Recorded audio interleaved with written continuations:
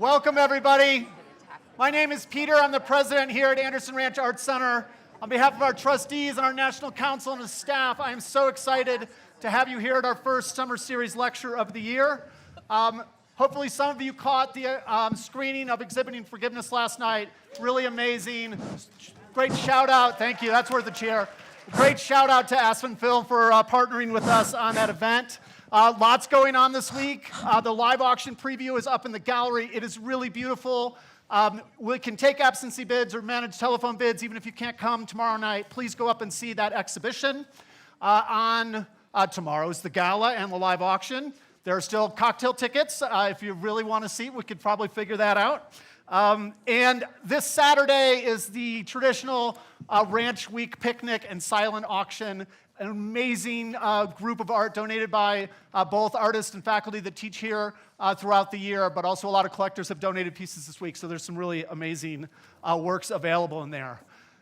All right, Anderson Ranch, our mission is to foster these transformative experiences for artists and through art making. That happens every day here on the studios. These talks I see as a great doorway into what happens at the ranch. So come to these talks, but come to the ranch, walk through a studio, see what's happening, sit at a community table in the cafe with the artists. Use this as a chance to come to campus, a reason to come to campus, but please come and engage in what's happening in those studios. It is really magical. The impact we have is not just on artists, it's also on the whole community, and that includes you, so we thank you for being here. In this divided world, in this disparity and isolation, Anderson Ranch is really a safe place for everyone. This art allows us an opportunity to connect, and it brings us together, so please come back. Amazing legacy here at the ranch, and we're excited to continue that legacy. Really, the ranch is punching above its weight. There are great things happening, and we really need you to help keep that going and keep investing in that. Our talk today is our first of the year. So super excited to have you here. We have a title sponsor that really makes this series possible. Mel and Adam Lewis continue to support this series. Toby Lewis was on our board 2 decades ago when this series was started. So let's give her a quick round of applause.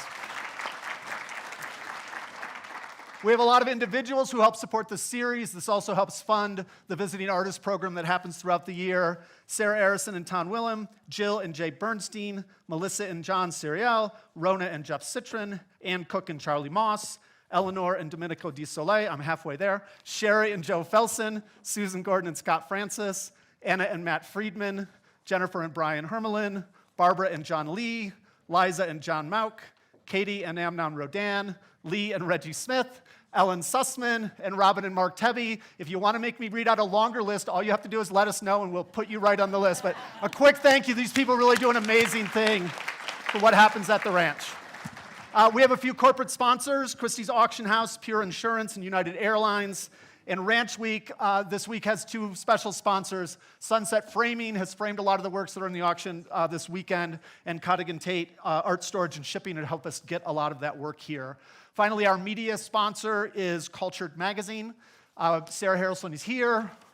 Try to make eye contact over here. Sarah is the founder and editor of that magazine, but she's also the creative director that helps us put together the series for 2025. And we are super honored to have you here and excited about the talks ahead. Last but not least, we'll clap for Sarah. Last but not least, I want to bring Rona Citron to the front, where you're hiding. Rona, we're super excited to have you join us as the chair of the board. Hi. She was too close to see. Rona has been involved with the ranch for 20 years, huge passion for what we do, a huge commitment to our legacy, and a huge excitement about the future of the ranch. She is our new board chair. We're excited to lead the ranch forward together, and Rona, I'm going to pass to you to welcome and introduce our program. First of all, I hope you all can hear me, unless there's a mic here somewhere. Okay, thanks, guys. Hello, testing. This is my sound check. First of all, I've got to welcome everybody here and thank you for joining us for what I know is going to be a very dynamic and enjoyable conversation. We have 2 beacons of light here with us on stage today, Titus, Kaphar, and Debi Wisch. And not only are they beacons of light, but I'd like to consider them good friends, and they enrich my life greatly. and I am so thrilled to be here to introduce them today. Titus Kaphar is our 2025 Recognition Week honoree. He's a contemporary painter, sculptor, filmmaker, and also a musician, but that's a bit of a work in progress. He mines history, which has been traditionally presented to us, and reintroduces it to us with the too often missing pieces and narratives. Through the use of cutting, tarring, or obscuring images, he compels the viewer to focus on what could easily be overlooked. He is the 2018 MacArthur Genius Grant winner, a Yale MFA graduate, and has too many accolades to mention, but there are many. Since 2018, his art incubation space and fellowship program, Next Haven, has nurtured 41 artists and 12 curators. Titus has profoundly made an impact on so many through both his art and mentorship. Debi Wisch is an Emmy Award-winning documentary filmmaker whose work focuses on making the art world more accessible and transparent to us all. Through her company, Wishful Thinking Productions, yes, it's a play on her last name, she has become an important storyteller. She is responsible for bringing us The Price of Everything and The Art of Making It, and her newest film, Pretty Dirty, a biopic about Marilyn Minter, will be out this fall, so watch out for that. An important project that's still in production is Bury Me Standing, and it follows curator Hamza Walker over 4 years as he juxtaposes contemporary art with Confederate monuments. She is also deeply involved in arts education and on the boards of Young Arts and Film at Lincoln Center. Please join me in giving a warm welcome to Titus and Debi. Thank you so much. I'm going to go first. Thank you, Rona, for the gracious introduction, and thank you for all that you do for Anderson Ranch and the arts and others. You should actually be a producer. The other day, Rona and I were hiking up Smugglers, and she's texting Titus, and I was like, what's wrong? Does he not want to talk to me? She said, no, he needs a standing bass to practice. And of course, Rona landed the plane, and you've got a standing bass to practice, right? And it's amazing. Good. I also want to thank my dear friend, Sarah Harrelson, the stylish, brilliant, and indefatigable founder of Cultured, for asking me to be here today. And also to all of you, I have been coming to Anderson Ranch for 30 years. My mom, who's here, took classes here. My 3 kids have taken classes here.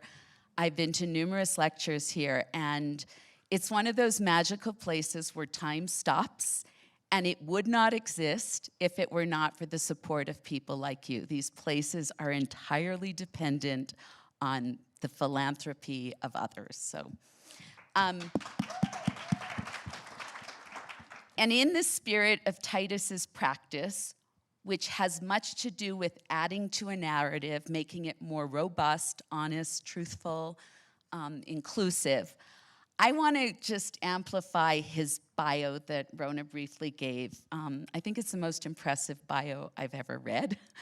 And I think it sort of contextualizes the literal genius, MacArthur Genius Award winner I'm sitting with today.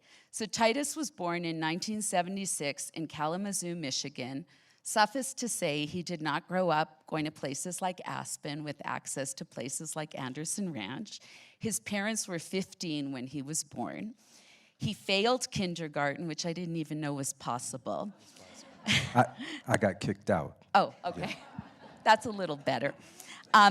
He graduated high school with a .65 GPA, which I also didn't know was possible. I got kicked out. Okay. And at that point, he was on the West Coast, and he met an amazing woman who's now his extraordinary wife. And he wanted to date her, and she said, if you want to date me, you've got to be a little more focused on your future. So he signed up for community college, and by chance took an art history course and was hooked. And his grades started improving. He soon transferred to San Jose State University, majored in art history, became an A student, and he didn't really paint. We were discussing this last night, 22, 23. He put brush to paper or canvas. And at that point, he had done a lot of studying at the museums to sort of learn the historical European canon of art.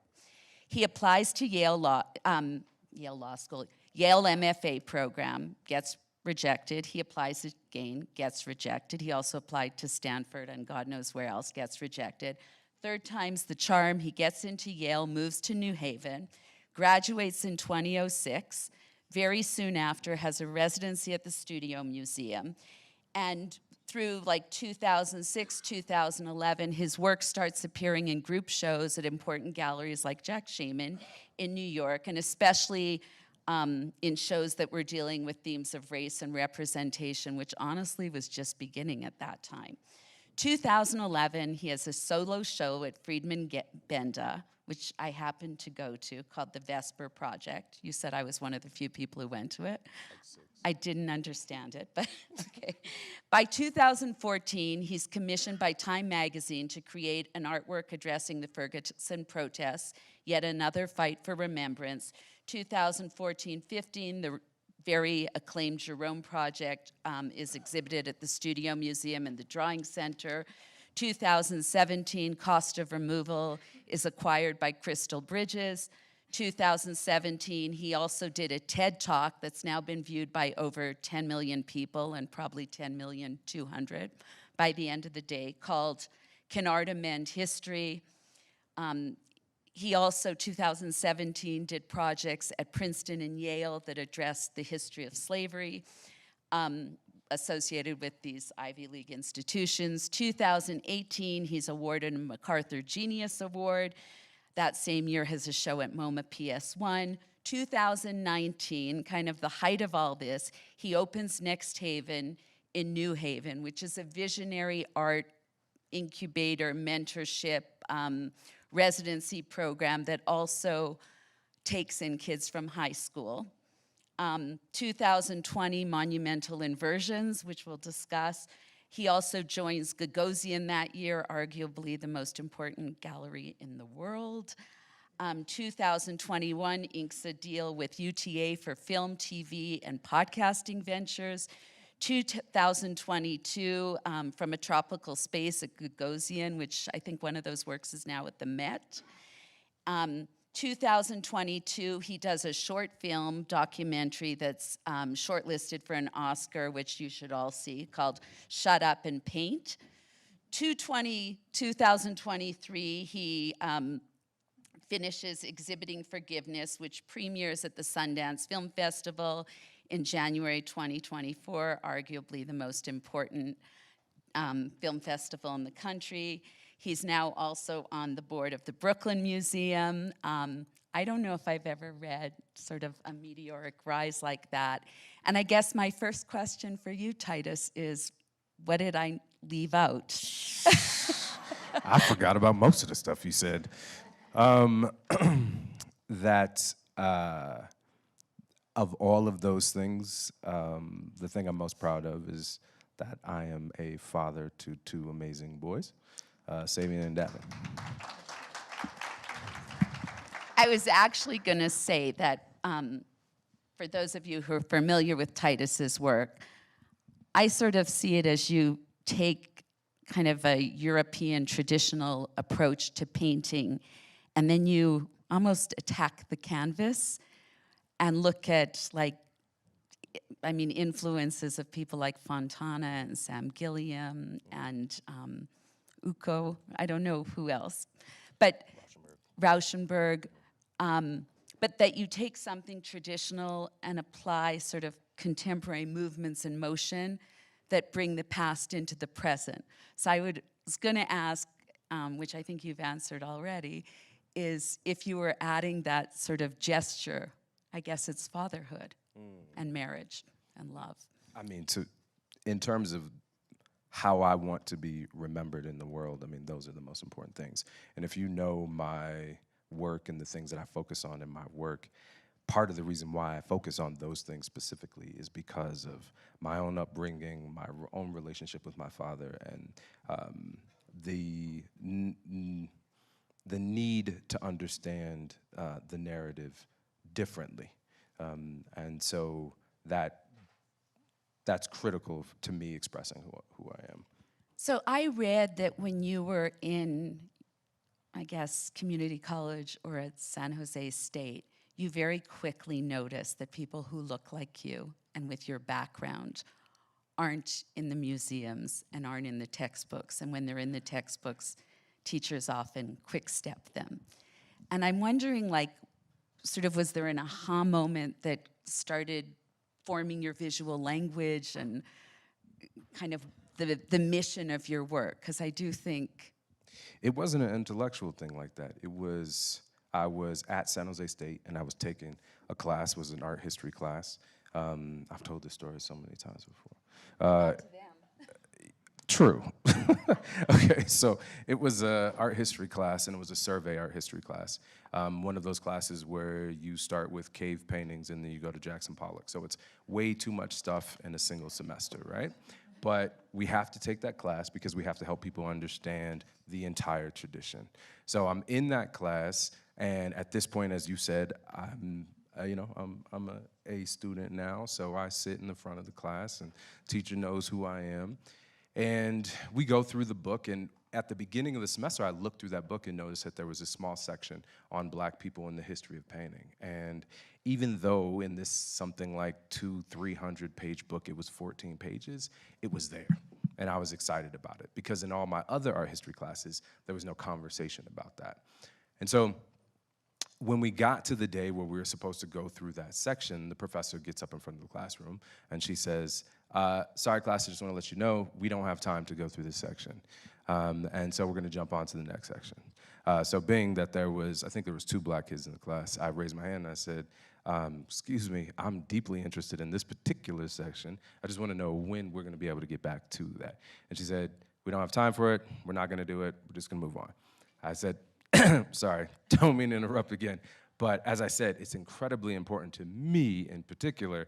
I'm curious if at any time we'll be able to get into this information. She said, Titus, we do not have time for this. I can't go into discussion with you about this right now. So I said, okay, last time. When can we talk? Because we definitely need to have a conversation about this. I went to her office hours, sat down, tried to compel her, please, please, please, please, let's go through this information. She was a great instructor. In the end, I got kicked out of her office, and I went to the dean, and I explained my concerns to the dean, and the dean said I can't force her to teach anything. And so at that point, I realized that if I wanted to know this history, I was going to have to actually create my own syllabus, my own bibliography. I was going to have to find this history myself, reach out to people who I know knew some of this information, and create it for myself. So my artistic practice arose from that class. At that same time, I was taking a terrible performance art class.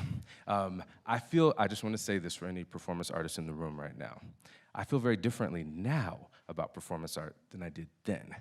Then I thought performance art was for people who didn't know how to paint. I don't believe that anymore. So please forgive me. I'm sorry. That was foolish of me. That is not a true statement. So when it came time for me to take that particular class, I was very angry having to take that class. But I took it, and we had this professor who made us do these performances. And my final performance was coming up. I had just had that art history situation, so I decided that I was gonna do a performance based on that art history situation. So I found myself in what was called this has nothing to do with race, by the way, the Black Gallery. And the Black Gallery was called the Black Gallery just because it was all painted black. It used to be a classroom with windows surrounding it, but they put plywood up all over the windows and then painted the whole thing black.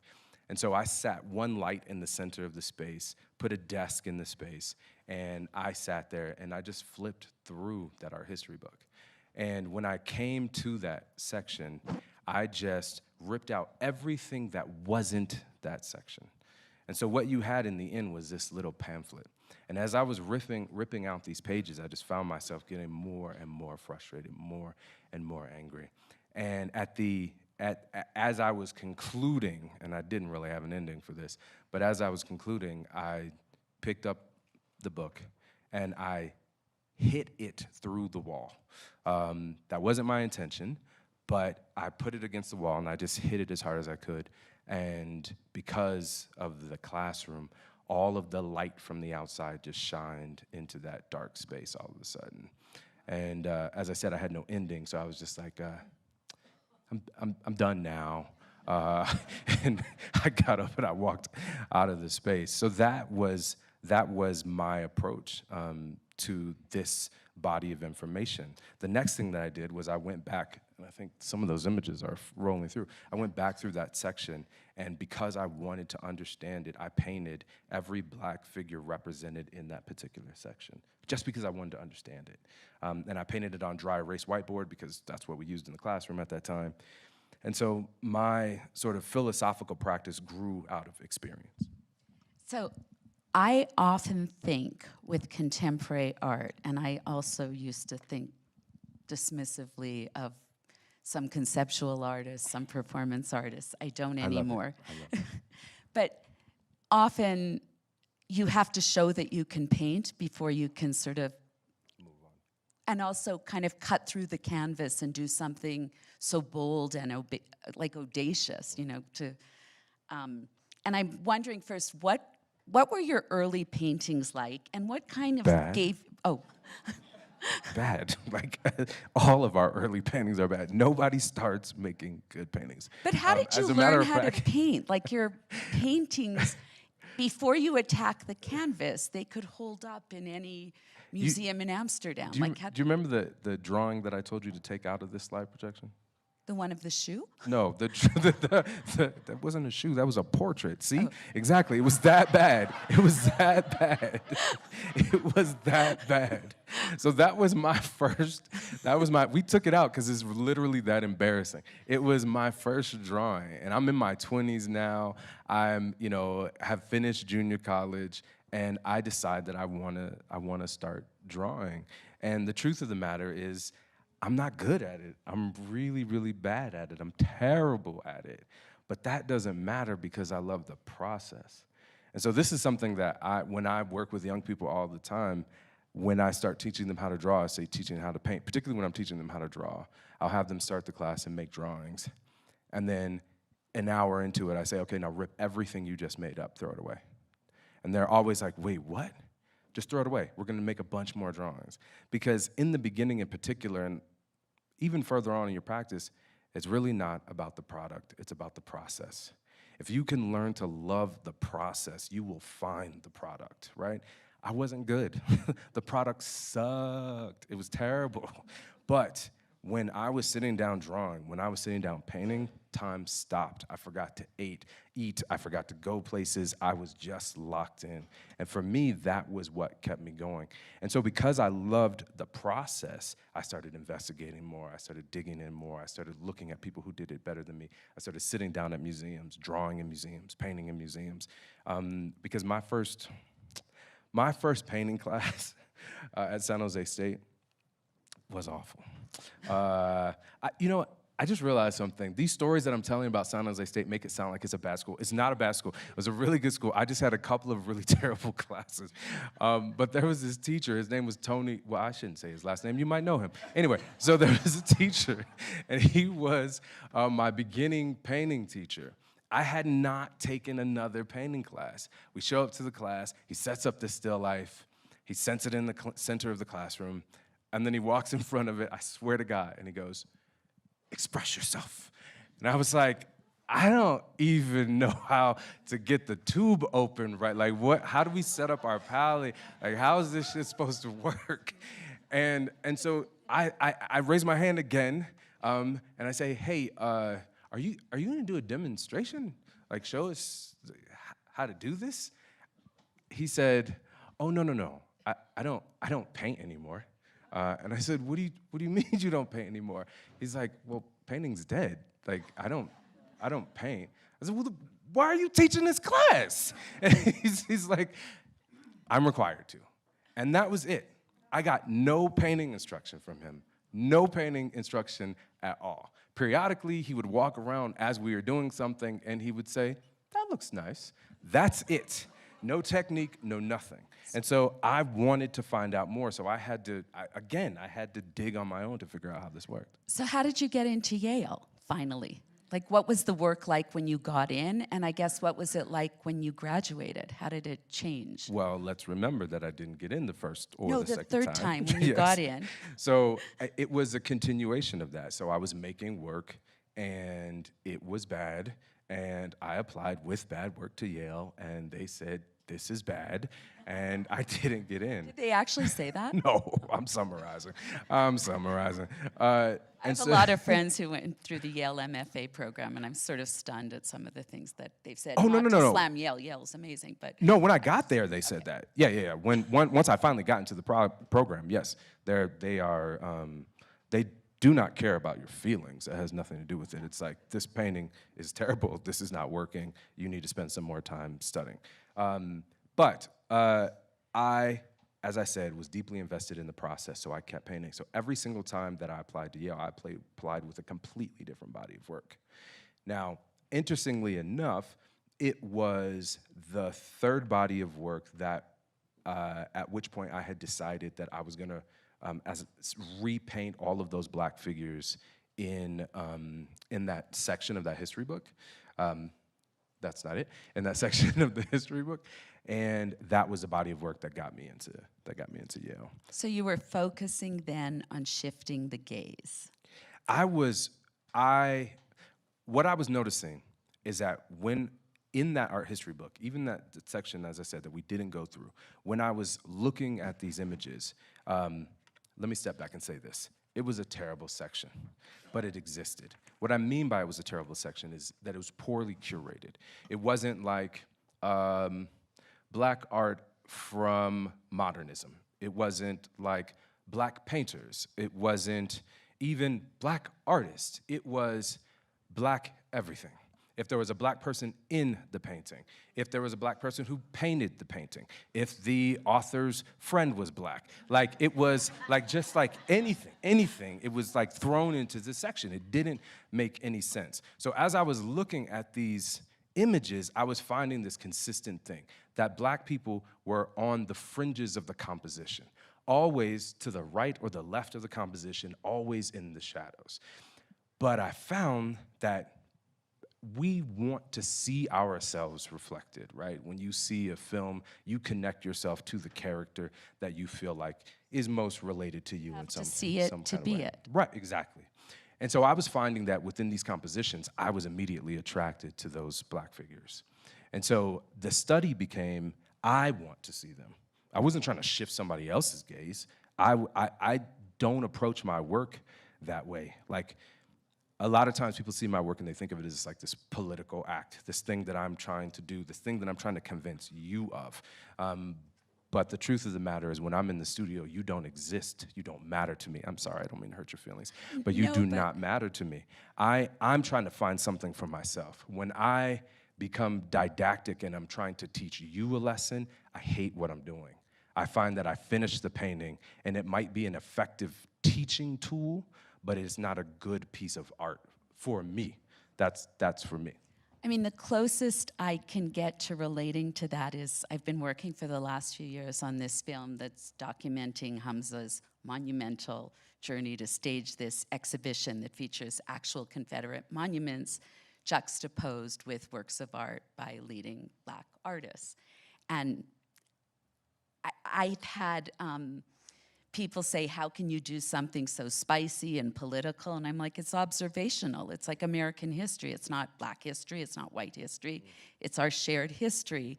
But other people's perceptions of things make it political.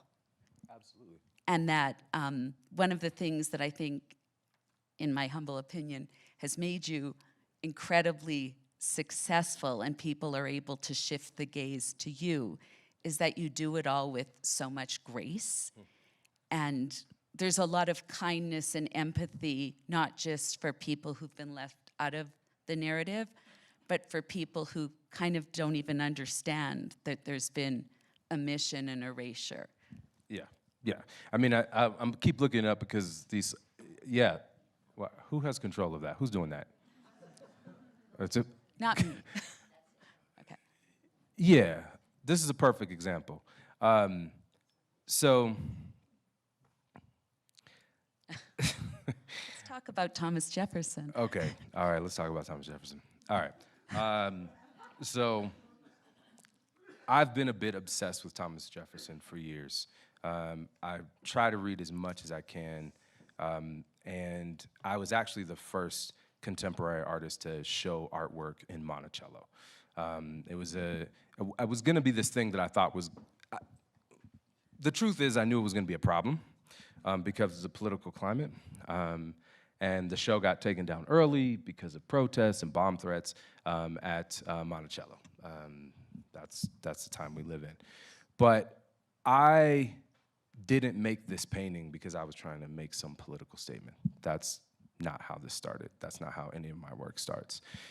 I'm interested in American history specifically, and maybe like selfishly, as it started anyway, as it relates to my family's experience. And so this particular painting started because I had this conversation that just wouldn't leave me. There's this 80-year-old woman who I adore. She is a very special person in my life, but we share none of the same political beliefs at all, none. But I pride myself in speaking to people who don't believe what I believe. I don't think we grow if we can't have these kinds of conversations.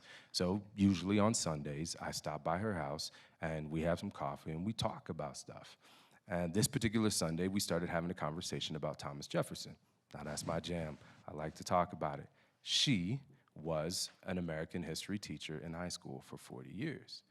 And so we're going back and forth about, this piece of data about Thomas Jefferson and that piece of data about Thomas Jefferson. And eventually, of course, we get to the conversation about slavery. It is bound to come up. And at some point, she said, yes, yes, yes, but Thomas Jefferson was a benevolent slave owner. And I stopped and I said, I don't know what you mean by that. That doesn't make sense to me. I know what benevolent means, I know what slave owner means, but I don't know what does it mean when you put those two things together, especially from someone who wrote so eloquently about liberty and freedom. Like very few people in the history of this country have ever written more eloquently about liberty and freedom. We know that Thomas Jefferson and this generation believes, liberty or death, period, right? That's it. So I sat there waiting for her to give me an answer, to say something. And she said nothing. I sat there, watched the clock go around, and after 2 minutes, I got up, I gave her a kiss on the cheek, and I said, I'll see you next Sunday. I went home to the studio, and I started painting, and this is what occurred, and the painting is called Behind the Myth of Benevolence. And for me, it was about trying to wrestle with this reality that, damn, you taught American history for 40 years. That means there are people, your students, who are walking around with this concept, this idea, that there's an idea of benevolent slave ownership. Is there any question why we are as divided as we are, if this is a history that's being taught while other people are profoundly confused by that idea? So that's how my work started. It doesn't ever start with, oh, let me make this protest. That's not what I do. And one of the big questions I always have is, can art change anything? And are there ways to show truths in a sort of safe space through art, through music, through sports? But I think visual art, it's hard to deny what's in front of you. I just want to say, I was recently in Monticello, and I had been there years ago, and I was reading this book by Clint Smith on how the myth is passed, how the word is passed. And so I go to Monticello, and I have like an hour or two, and I go on the tour, and of course I get stuck in the Sally Hemings space. And I start going down that rabbit hole. She was 14 or 15 when she was in Paris with Thomas Jefferson, and a sexual relationship ensued. And somehow at that young age, she was smart enough to negotiate that the kids that were born from their relationship, there were 5, 1 died, would be freed. And of the 700 slaves he had, 10 were freed and 4 were his illegitimate children. And it's a wonderful example of how can this be true and that be true. And it's part of my old fixation on him, because you're right, no one wrote more eloquently. He was undeniably a genius. Times were different, but I don't know how you couldn't know how wrong that was. Oh, he knew. I mean, he absolutely knew. And I'm not saying that speculatively. He knew. He talked about how terrified the country, how terrified he was of giving liberty to these black people. That it was something that he knew was wrong, but he knew that he believed that there was nothing that he could do about it at that time. That was clear. That's in his journals. He wasn't. In those spaces, he wasn't trying to justify it by saying, oh, you know, they're not smart enough or anything like that. And I think what you're showing in your work, if we can go to the extraordinary painting at Crystal Bridges, where is the? I think the one we have here is related to the one at Crystal Bridges, but I don't think the Crystal Bridges It's one with in the here. pieces It's the of shred, it's coming fabric. in the Yeah, horse, the shards right? coming out of it. That one's at Yale. Okay, Yeah, that that's one's at Yale, but yeah. it's in the spirit of the one at Crystal Bridges. Yeah, sort yeah, of. yeah. Okay. Same mode. So I remember seeing that painting maybe 2017, and it kind of, to me, reconciled those kind of binary views, not with like a nice bow, but in a way that like this can be true and that can be true. And I was telling you earlier, when my youngest was in high school, every Sunday we did something cultural, and it was called Culture Sunday. And she'd resist, and by the time she was like in 11th grade, her friends would be like vying for who got to come to Culture Sunday. So one Culture Sunday was a long weekend. I told my husband, I'm gonna take her to Arkansas, I wanna see this museum. And you know, you walk in and the narrative's different. It's Nari Ward's We Are the People and the Carrie James Marshall. But the painting that was a gut punch was your painting. And I remember seeing it and saying to my daughter, sometimes you really need someone to contextualize art and give it, you know, help you understand what it's about. And then sometimes you see a painting, and if you don't get it, you're just stupid. And that was one of those examples. No, and I mean it in like the highest form of praise. It was this stunning painting, but it was like you knew what you were doing, and you kind of, it was like you kicked a traditional narrative in canvas and said, hey, wait, that can be true, but look what else is going on. Look at like what's been made subtext that was actually part of. Yeah, I mean, I think a work needs to function without a dissertation beside it. I think certain works do need a dissertation, but for me, I don't mean that that means you need to understand everything about the piece. But if nothing is communicated to you through your experience in front of the piece, then I feel like maybe I've done something, maybe I'm missing something. Now, I don't do that by wondering about what you might feel in front of the piece. I do that by assessing what I feel when I'm in front of the piece. If I'm standing in front of the piece and I'm feeling nothing, then how could I possibly expect that anybody else in the world is gonna feel anything? So I'm looking for that gut punch too. I'm looking for the thing that stops me too. And it's part of, that's the jam, that's part of the thing that keeps me going, that surprise. Like, I do a lot of different things in my practice. And, you know, some people are still waiting for me to get back to something I did 5 years ago. But I'm looking for that gut punch. I'm looking for that thing that goes, whoa, wait, what is this? I want to be confused. I want to dig deeper. With that particular body of work, again, it was personal. My grandmother and my family had the story that we had hailed from the plantation of Mount Vernon. And my grandmother and her generation would say it again and again and again, but nobody had any proof. And I was like, we're in the age of proof. We can figure this stuff out. Like, can we stop saying this until somebody actually has some documentation about it? And of course, then my family was like, go ahead, get started. And so I started doing this research, looking through George Washington's slave ledgers. That's how this project started. I was looking through George Washington's slave ledgers. And I was looking for our family names. And of course, I found our family names. But what I was struck by was the hundreds of other names that I found.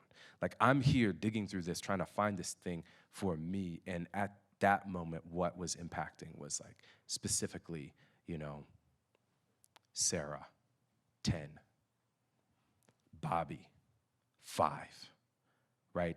Like the names of these people, their ages, and the way they were viewed as this commodity. That's what struck me. And at once, I was trying to figure out how to put everything that I was feeling onto the canvas. And I went to the Yale Art Gallery, and as I was walking around the African art section, I stumbled into this Nkisi sculpture. Do you guys know these sculptures, these power figures? They're these generally these relatively small figures, and they have nails in them. We I don't know, I think if you don't know anything about it, you think of it as like this sort of weird spiritual thing. But the reality is pretty simple. Like in many cases, these objects, these power figures, were believed to have the power to change people's destiny. And so your mother would see that you were sick. She would take a piece of your shirt. She would go to the priest and say, my son is sick. I need him to be well. I'm pleading on his behalf. The priest would nail that cloth into this figure, and they would pray. And they would believe that you would be healed. And the more nails there are in these objects, the more people believed. The more power was believed to be had in that object. And so as I was wandering around the space and I stumbled into that sculpture, I realized the parallel between that power figure and George Washington as a power figure. And that is when the idea kind of just collapsed in my head, and I ended up with this. So what you have in the fabric is that so-called slave ledger with all of those names. There are 300 and something odd names on that, and there are 300 and something odd nails in that. When you walk up to the piece, if you're not at a museum, because they'll kick you out, you can actually lift it up and see all the names of the individuals who were there. That was the thing that was striking to me. I'm not interested in demonizing the Founding Fathers. It's not interesting. That's not interesting to me at all. But I'm also not interested in deifying them, turning them into gods. What I want to do is I, in myself, as I'm sitting here, I want to have an honest conversation about the reality of our experience, of my experience in the world. And maybe that could add something to the current dialogue that we're having. So in the spirit of an honest conversation, I'm going to shift a bit to your film work. I rewatched Shut Up and Paint yesterday, which I encourage you all to watch.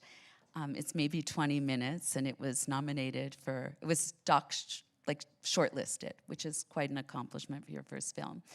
Two things. I want to say that I was just at the Jack Whitten show for the 4th time, and which I encourage you all to go to MoMA and run and see that show. It's extraordinary for many reasons, but one of the things that really struck me was here was someone who every time he mastered something, he was like, okay, I'm done, I'm on to the next thing, and sort of not paying attention. I guess he didn't have a gallery like Gagosian, but he's now at Hauser. But he wasn't when he was alive, or he was towards the end of his life.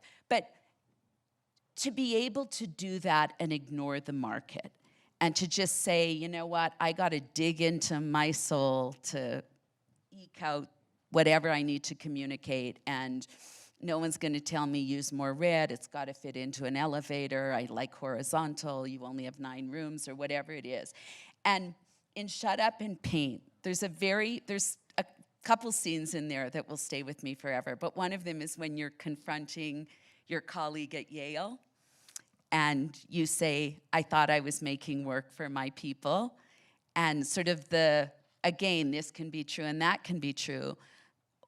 You sort of put your finger on the wound of what it feels like to have so much commercial and institutional success, and the fact that that pulls you further away from where you cometh. And that I think that you started making films because they're just easily accessible. Anyone can, go onto an iPhone and watch Shut Up and Paint, but they're not necessarily going to go into the new gallery at the Met to see your painting. No. I mean, the thing that I said in there was not that I thought I was making paintings for my people. I was saying that I thought the only people that cared about what I made were people who had experiences like mine. I wasn't, like, I was making paintings for myself, and I thought if anybody cared, it would be people who had experiences like mine. And then all of a sudden, my career shifted, and it was like, oh, wow, my painting's up at auction over here, and it's going for this. Whoa, I was not expecting that. It's also not a goal of mine. I mean, I am, in my own mind, I am incredibly successful. And what I mean by that is, I remember where I came from. I remember how this story started for me. I still go back to my hometown. My family is still in the same neighborhood, except for my mother. I made her leave. But the rest of them are still in the same neighborhood. And no matter how successful the art world thinks I am or doesn't think I am, when I go home, my cousins remind me where I come from. And they don't care about the Metropolitan. That doesn't matter to them. And they haven't been to any of my shows at the Whitney Museum or any other place that I've shown before. They haven't, that's not what matters. But they love me. They're happy I'm doing something I want to do. They don't get it. Periodically, they might see an article, but they often are just like, you know, we liked what you were wearing. Like, that was like, that's the extent of it. But I feel satisfied with that aspect of my career right now. I've been, you know, like you said, my mother was 14 years old when she got pregnant with me. 14. We struggled my entire life. To be here on this stage, in this place, in front of all of you, yeah, I mean, what am I reaching out for? Because more money is gonna make me happy? I know very wealthy, unhappy people. Lots of them. But my grandmother was incredibly happy. Incredibly happy. She didn't have much, but she was incredibly happy. So I'm never going to make work for the purpose of making money. It's never gonna be. I'll do something else before that becomes what I do. It's not my intention. And, you know, Janine, my gallerist, is here now. She she knows it to be true. You know, when I made that Behind the Myth of Benevolence painting, that painting sold, I felt some kind of way about it being sold. But I didn't do that gesture again for another 6 years because the dealer who sold it said, man, if you made 12 of those, I could sell them today. I said, well, I won't be doing that. And that's just, if you want to convince me to do something, tell me not to do it. That's the best way to do it. That's the best way to do it. That's why we're going to get along well. So you care where the paintings end up, I would imagine. And do you have any say in who gets the work? Because the work is so deeply personal, I think. Yeah. I mean, do they actually say to you, don't focus on the, like, activism, focus on the canvas, or? I mean, obviously you saw the movie, so you're quoting something very specific. Yeah. Yes, there was this dealer who I was showing with. I'm not going to say his name, okay. But he was from Europe, and we had this exhibition, and the exhibition went really well. But one of the things that he said was, there were these 2 paintings that were left that didn't sell. And he said, well, I think the problem is every time someone interviews you or has a conversation with you about your work, it ends up going to these places, like the conversations that we've just had. And he said, if you could just focus on talking about the paint, it would be much easier for me to sell your work. I already told you how I feel about this. And so there are children in the room, so I won't say what I said, but I said, why the F would I do that? Why would I do that? Why would I silence my voice for the purpose of you trying to communicate to people who clearly don't believe what I believe about these things? What sense would that make? Why would I give away my power in that way? And he didn't get it. He continued. He continued trying to convince me that I would be a much more wealthy man if I did that. And I hung up the phone. It became this thing. But it was the moment that I realized that I need other ways of communicating beyond the canvas.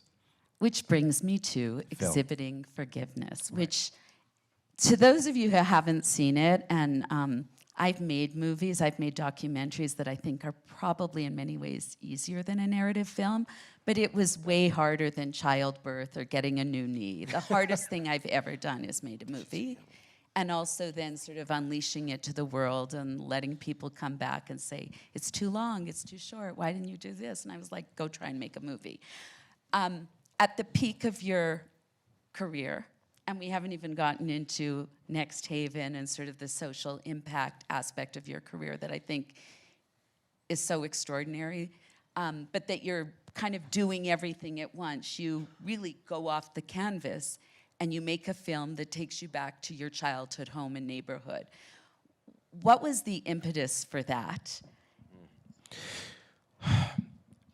So when my kids were young, they were 5 and 3 or so, we went back to Michigan. Every summer we go back to Michigan. A couple of times a year we go back to visit my grandmother. And when we got to my grandmother's house, my father, who I hadn't seen in 15 years, was sitting on the stoop. And my wife didn't know who he was. My kids didn't know who he was. And he just wanted to talk. And I told him, I don't want to talk. I told you last time I saw you, I don't need to see you again. We don't need to talk ever again. And so I walked into the house and thought I was done with that. I thought I had made myself absolutely clear. I was talking about this last night, actually. But when I got into the house, my father followed me in, and as I was becoming upset, my grandmother said to me, "Baby, you need to talk to him." And as I have said 1,000 times now, I don't know what your relationship with your grandmother is, but when my grandmother tells you to do something, it is a statement. It is not a conversation. We are not dialoguing about this. You're going to do what she said do. And so I was trying to figure out how to engage in this activity without having to engage in this activity. Long story short, I asked my father, I said, if you want to talk to me, then I get to film you because there's a lot that you have to account for. Hoping that he would be like, no, absolutely not. But he said yes. And I ended up spending days filming him. Now, that started this documentary that I finished, completed, and was like, I hate this. I hate how this makes me feel. And I threw it away for years. Didn't show it. It's still not really accessible. But from that moment on, my sons would say things like, when we were out playing basketball, "Did your dad play basketball with you?" "No, buddy, no. That's not what we did." Or when I was at a parent-teacher conference and getting on their case about focusing, "Did your dad do this to you?" "No, buddy, that's not. So what happened was I felt like my children deserved answers. And so I started writing. And so initially I was just writing letters to my sons, trying to explain to them like who their father was, where I came from, why I'm the particular kind of odd that I am, and why I believe in them more than I believe in anything else in the world. And so after writing that and sharing it with them, I shared it also with a close friend of mine who happens to make movies. And he said, you have more than just some letters to your sons here.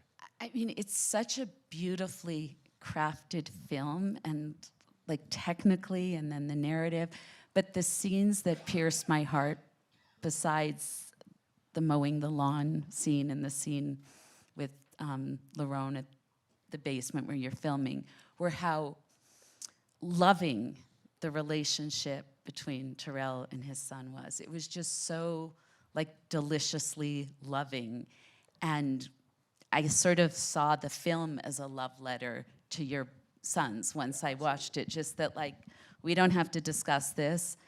Look how far we've come, and look how much you mean, and I've corrected this generational trauma. Yeah, I mean, absolutely. That's the whole, I'm just gonna assume you've all seen it. The whole, If they haven't, they will today. Okay, that's really what it's about. The entire movie is about that. I wanted my kids to understand that now they have been given a legacy that they can take with them. My father didn't really leave me a whole lot. Well, he left you. He left me one thing, and that is my work ethic, which is all that he wanted to teach me the entire time. And he didn't have the language, he didn't have the education, we got to get this job done. So that is a thing that I've been trying to correct in myself. Rest is something that like I'm trying to practice in my life. And it's something I want to pass on to my kids. I mean, when I was reading your biography and sort of going through the timeline, I kept thinking, where's the messiness? Like, this is a guy who's going. I could speak to you for hours about the film and about the film distribution and about, I maybe briefly just tell everyone how you unveiled the film at Gagosian, because I've never seen sort of such a clever, artistic, immersive way of weaving together the strands of like art that you can take with you and a movie.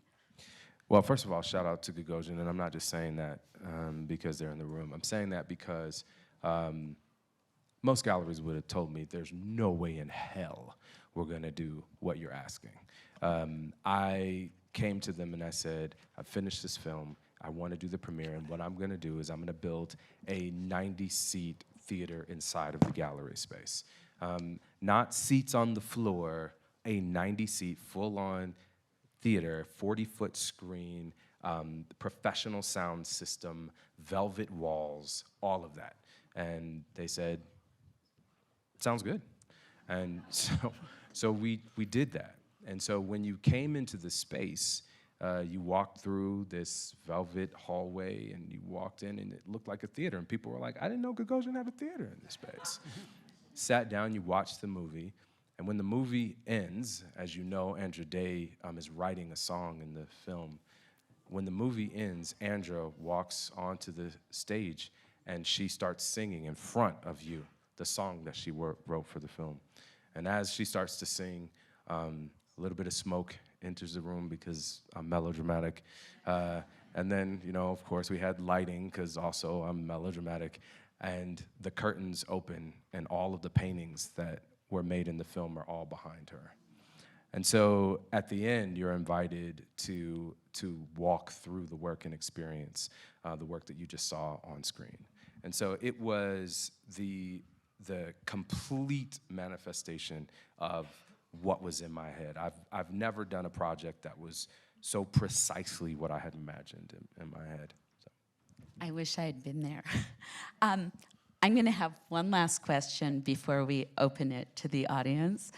There's like 7 topics here that I haven't covered, but I'm going to end with this, and hopefully you don't have to reconcile, but I'm curious to hear what you think. So I was reading the Sunday Times, and there was an article, Maureen Dowd was interviewing Ken Burns.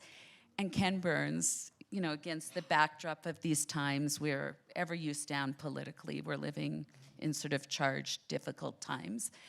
And he said, you know, you can argue and you can argue and you can argue, but it's not going to change anything. The only thing that can change anything is storytelling, which is like a benevolent Trojan horse. And I'm wondering if you think that art, which is a form of storytelling, and film actually has the power to change things and perhaps heal. I hope so. I mean, yes. Yes, I do. I've had experiences where people who we've had disagreements about certain things, we end up having a conversation about a particular piece of art, not necessarily my particular piece of art, but it takes us to places that we can't go in the conversation. The image opens up things. And storytelling, people's personal stories, are what connects us. We're all human. We all have these different tragedies, traumas. And the people that we disagree with most don't see themselves as bad people, are not doing the things they're doing because they're diabolical. they believe that the thing that they're doing is actually making things better. Now, I can disagree on a whole bunch of levels why I don't see it that way. But if we do understand that when I'm sitting with you face to face and we have a disagreement about something, that your purpose in doing the thing is likely not just because you're a superhero villain, right? That you actually want things to be better, then maybe we can connect over that bridge. Thank you. Debi and Titus, we have a tradition of some Q&A at the end of the talk. If you're willing to take a few questions, please keep your microphones. If you'll please raise your hand and stand up when you ask your question. Please wait for the microphone. Thank you. Hi, I just wanted to have a quick question. What do your sons think of your work? Some they like, and the stuff they don't, they're very clear about. No, Dad, not that one. No, we like this one over here, but not that one. I've started working on these sculptures recently, so I've been trying to get my kids to model for me for the sculptures that I'm working on. They hate that, but they're, you know, you wonder if your kids are like proud of you or what they think about stuff. A couple of months ago, during the senior year, my son's friend took an SAT test that talked about my work on the SAT test. And his friend told him how cool it was because they come over to our house. And then my son was like, that was pretty cool, huh? And I was like, yeah, that was pretty cool. That was pretty cool. We have another question here. I have a quick question for you. I'm wondering whether or not your relationship with the 80-year-old history teacher changed at all after she was able to see your painting. Man, wouldn't it be beautiful if I could say yes? Like, that's what we want to hear, right? The answer is no. The answer is it got worse, actually, not because of the painting, but it got worse because she started to isolate herself, and she focused on one source of information, and we don't have those get-togethers anymore. It's not my decision either, by the way. We have one last question kind of in the back. They'll bring you a microphone, please. I was just curious when you mentioned what are your top 3 things you share with upcoming artists? The whole process, not product. That's one of the things that I say a lot. That's one of my mantras. The other one is, I don't care how many likes you have. That's the thing that I say a lot lately. I'm working with young people and they're like, this has to be a good painting because I got 700 likes.